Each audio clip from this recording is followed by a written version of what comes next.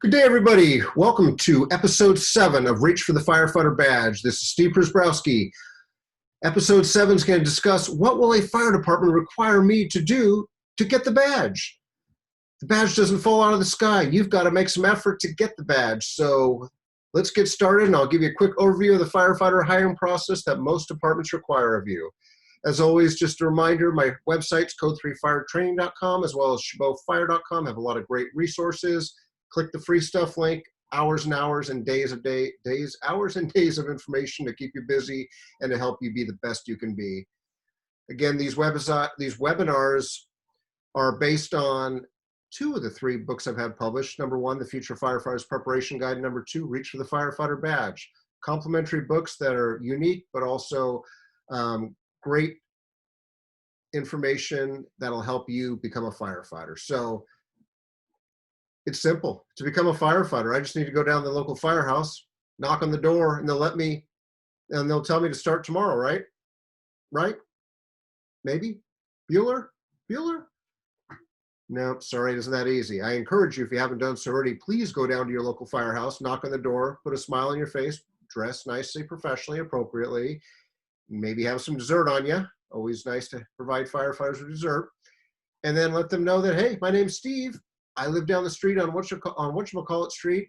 I want to become a firefighter. Can I have a little bit of your time to ask some questions about what it takes to become a firefighter in your department and in general? And more than likely, they'll let you right on in. But it isn't that easy to become a firefighter. I wish it was. It's going to take you some time and effort. Most people also don't get hired the first test they take. So what does the hiring process consist of in most departments? First of all, you got to find the tests.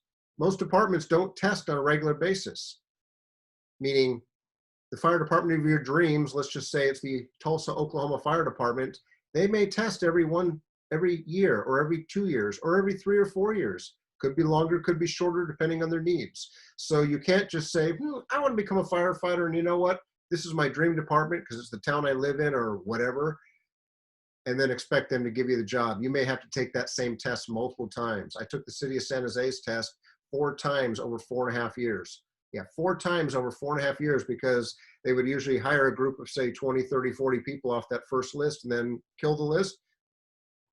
Another year later, testing again. And then again, they'd usually kill the list after 1 or 2 recruit academies. And then finally, after 4.5 years, they offer me a job, and it's like, hey, awesome, thank you, but it's too late. I already got hired by my other department, but hey, I appreciate the offer, and that's how it usually works. But you got to first locate fire service positions, and there's many ways to do that. I've shared that time and time again in each of the webinars, but there's testing notification services out there like firecareers.com. I don't get paid for endorsing them. I still pay for them myself. I think they're a valuable service across the country to notify you of firefighter job openings. So first of all, you got to locate the openings. Number 2, you got to review the job announcement. So when a department says they're hiring whatever, firefighters, for example, they usually have a job announcement that comes out. That's usually on their website. So if you haven't done so already, besides visiting fire department websites, we'll just use Tulsa, besides visiting the Tulsa Fire Department website, also go to the City of Tulsa's website, Human Resources section, because the Human Resources Department, that's the name of the personnel department in most communities, they usually handle all the testing for all city departments, police, fire, library, parks and recreation, public works. So the Human Resources or Personnel Department, depending on what they're called, will usually handle all the entry-level testing and promotional testing. And they usually all have very robust websites with information about salaries, benefits, current jobs available, and all that other good stuff. So reviewing the job announcement for a department lets you know the basics. What are the minimum requirements? What are the requirements to be a firefighter? What are the duties of a firefighter in that department?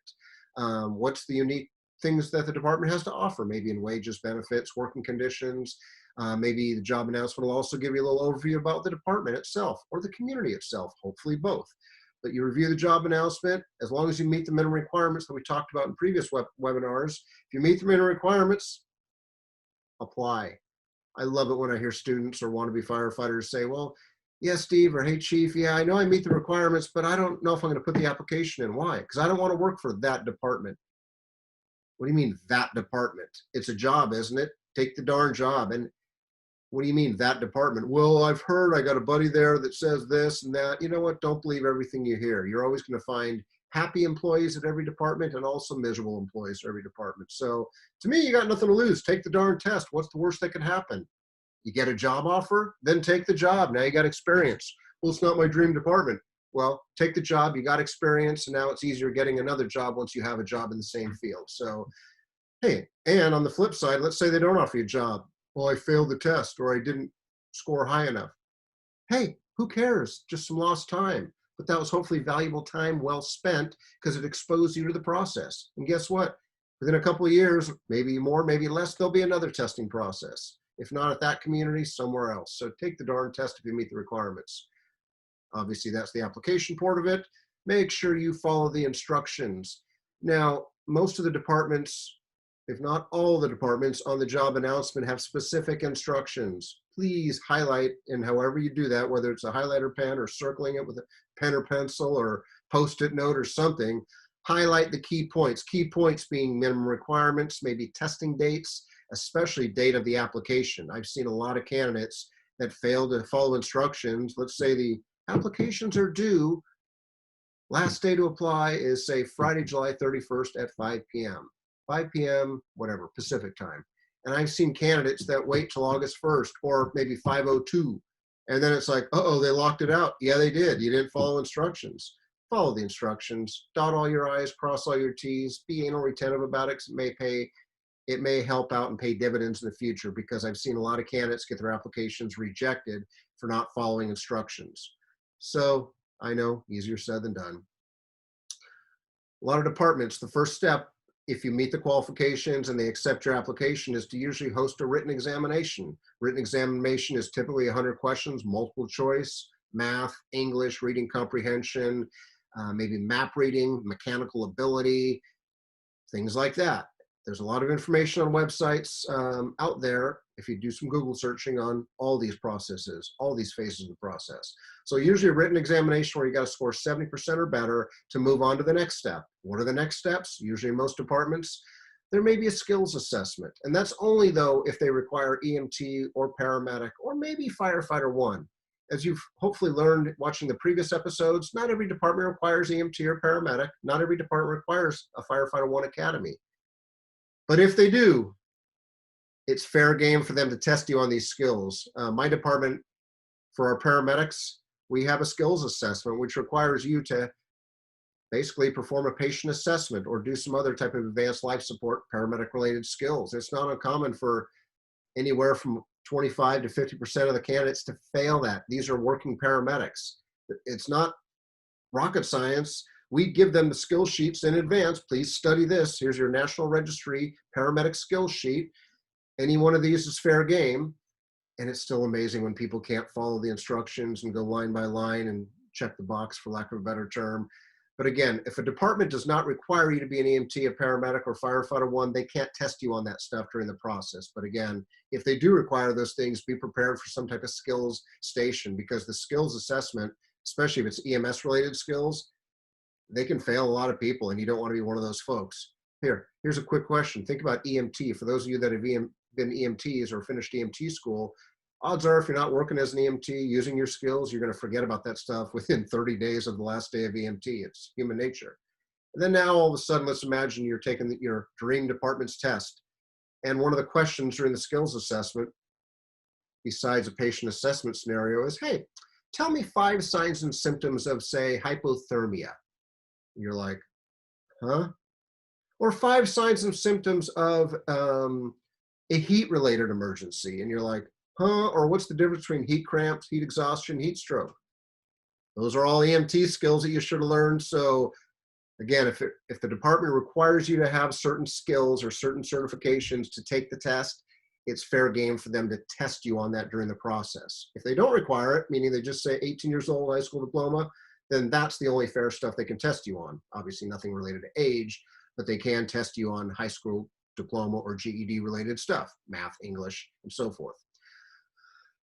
Many departments either have you do a physical ability test where they set up sort of like an obstacle course, for lack of a better term, where you do firefighter related events. More and more departments, though, are not hosting their own physical ability tests. They're having you go out and get your own CPAT card, CPAT, Candidate Physical Ability Test. If you don't know what CPAT stands for or Candidate Physical Ability Test stands for, GTS, Google that stuff. Because more and more departments require you as a candidate to go pay the money, find a CPAT facility, and share that certificate with them. That's good, you know, no more than 12 months old, or sometimes no more than 6 months old, to show that you're current.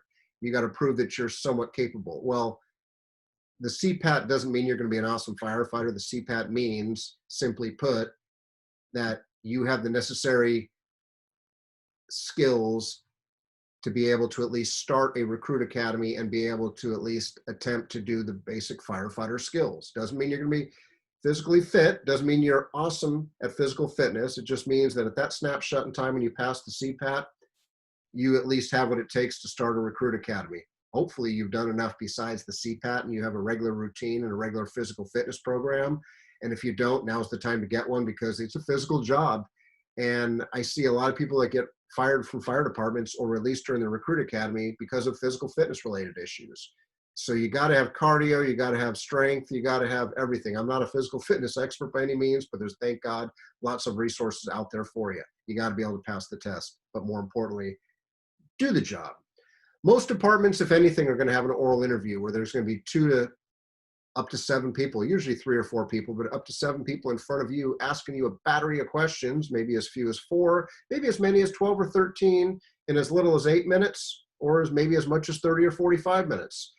While they want you to succeed, it's still going to be very stressful and nerve-wracking for you. So oral interview is usually the #1 thing that gets you your final score. So if you suck at oral interviews and you really don't like getting in front of groups of audiences, even for, you know, 2 people across the other side of the table who are looking at you, asking you questions, and it's not stressful per se. We don't sit there and, why do you want to be a firefighter?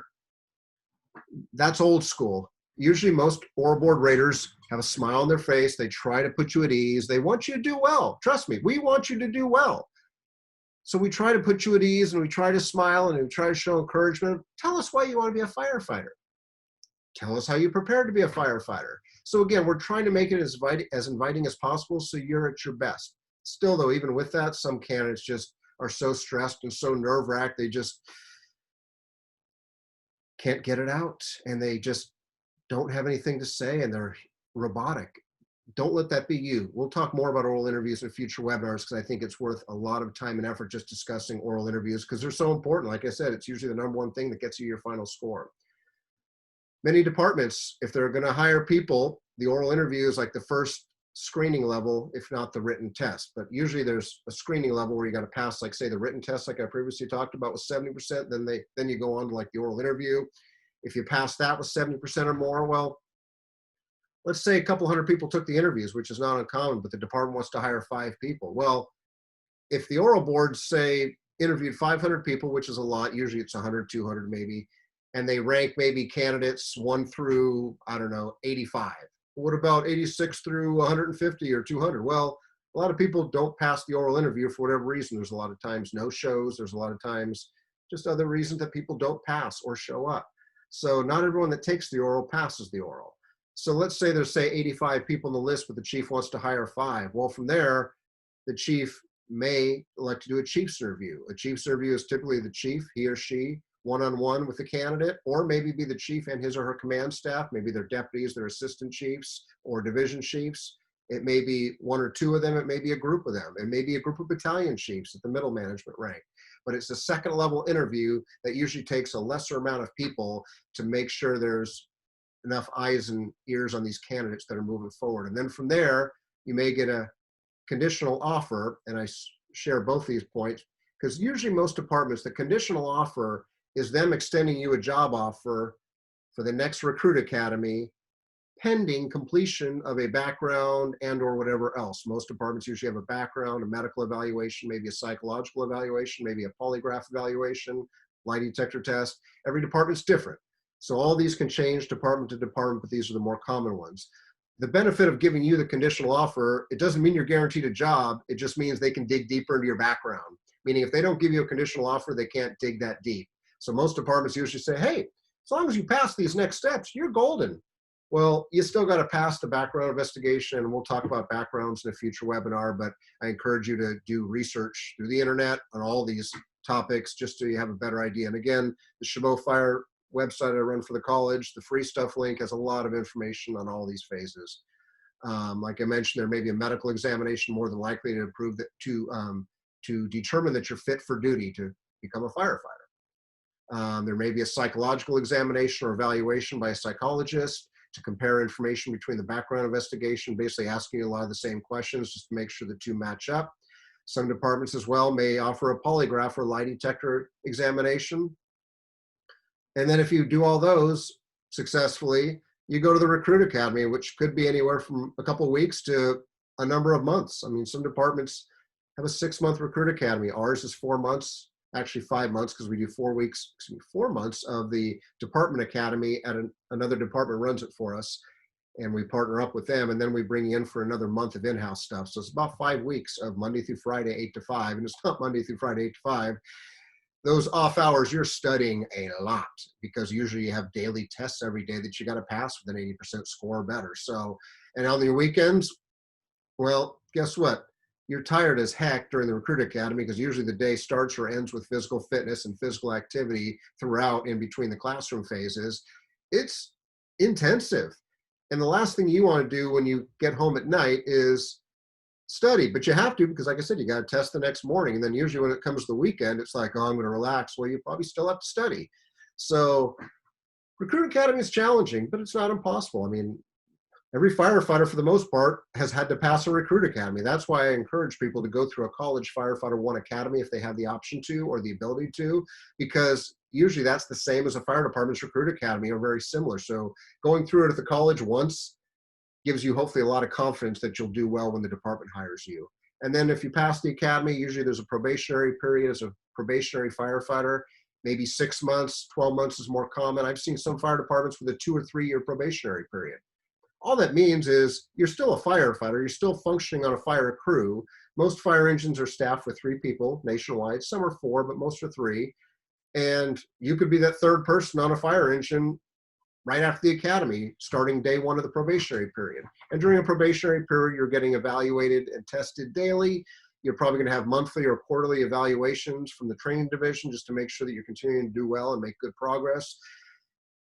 Candidates get fired during the recruit academy, just like candidates get fired during the probationary period in departments. And we'll talk about those in future webinars, so maybe, and I'll provide some success tips. But again, you got a probationary period. Seems like a lot of steps, and it is a lot of steps. And all these steps can take 6 months, a year, or longer, depending on the timing and depending on the department. That's it. And you go, that's it? Yeah.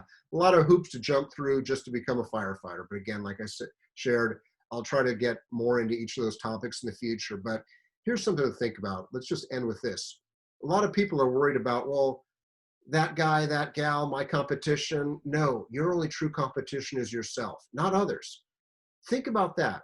Yeah, there may be some other firefighters. I used to be intimidated when I was testing to become a firefighter. I would look at somebody and they got a San Francisco Fire shirt on, and I naively think they work for San Francisco. Maybe they did, maybe they didn't, but a lot of people wear fire department shirts, you'll find out. So just because you wear a fire department shirt doesn't mean you work there. Most of the fire department shirts in my closet, I mean, probably 5% are my own department, and the others are shirts that people have given me or I've gotten over the years for various reasons that I wear. But the point is, don't worry about others, worry about yourself, because you still have to be the one that prepares yourself, does your rehearsal practices, knows yourself inside and out, and comes to each of the events that were previously mentioned professionally, appropriately dressed, with a smile on your face, showing some enthusiasm, showing some passion, and knowing yourself inside and out, and knowing what you can offer that department. So the badge ain't gonna fall out of the sky, you gotta go grab it. So that ends this segment, episode 7. So again, as always, thank you very much for the gift of your time. I encourage you to check out the other episodes if you haven't had a chance to see them on my YouTube page or my website. Feel free to connect with me on social media. Feel free to reach out if I can be of any assistance to you. Seriously. I'm a human being. I was in your shoes at one point trying to become a firefighter, so I know what it's like. I know how challenging it is. So if nothing else, I'm more than happy to offer an opinion should you ask. But be careful what you ask for, because if you ask my opinion, I just may give it. So hopefully you got thick enough skin to hear what I have to offer. And it's not meant to be mean, not meant to be taken personally, but honestly, objectively, and through my eyes of experience. So until next time, everyone, take care, be safe. We'll see you soon. Thanks again for episode 7. Catch you next time.